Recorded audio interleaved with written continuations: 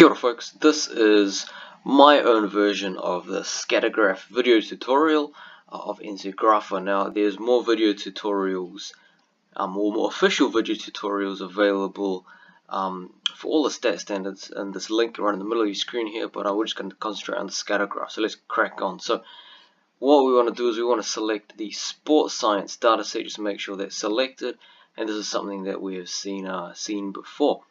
And the first thing you want to do is you want to find a scattergraph, nice and simple. Alright, so it's asking us to define our first numeric variable, so variable 1.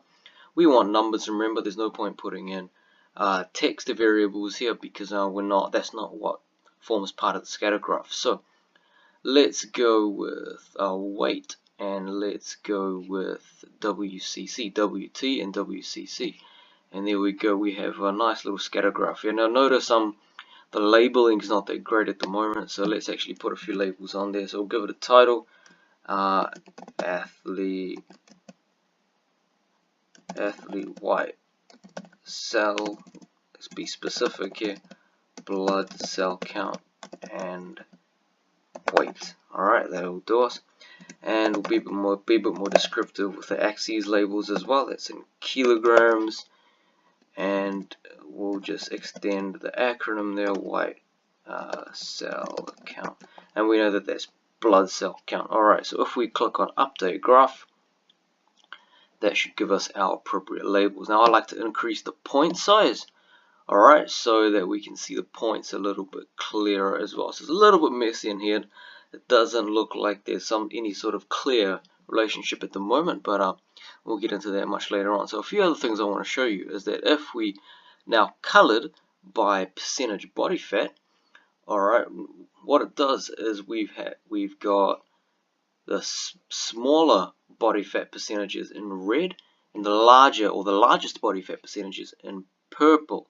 Alright, so at the moment it looks a bit looks a bit interesting, but if we happen to play around with the data set and let's say we want to split by gender for some reason, alright, this shows something relatively interesting, and I hope that you can kind of make this out and yeah, just make some sort of a conclusion or inference here. But the last thing I want to show you is this box in the center right.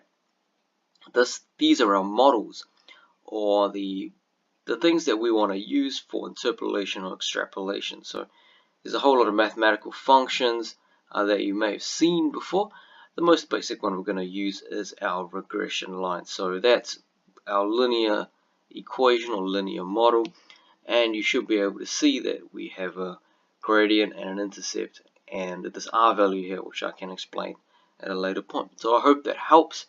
And just remember guys, there's more data sets available in NZGrapher. Stay away from the TS ones, and if there's a data set that's not on here, you can always click on choose file, right, and that'll help you to put in any data set that you need, that you want to look at. Alright, thanks folks.